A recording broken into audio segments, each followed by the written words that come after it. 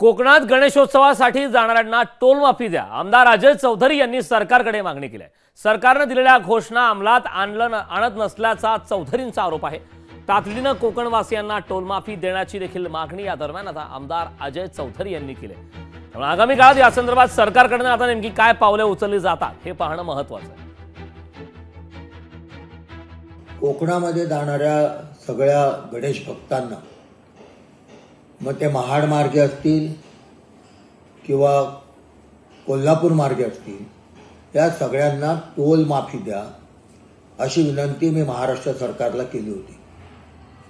परंतु महाराष्ट्र सरकारने अजूनही त्याची दखल घेतलेली नाही। करोडो रुपयांची उधळण करणाऱ्या सरकारने कोकणवासियांच्या करता ही सुविधा टोल माफीची उपलब्ध करून देणं आवश्यक आहे। माझी सरकारला विनंती आहे की आपण या मागणीची तातडीने दखल घ्यावी आणि कोकणाकडे जाणाऱ्या सगळ्या गणेश भक्तांना त्यांच्या गाड्यांना टोल माफी द्यावी ही नम्र विनंती। लोकशाही मराठी ऐका, पहा, जागरूक रहा।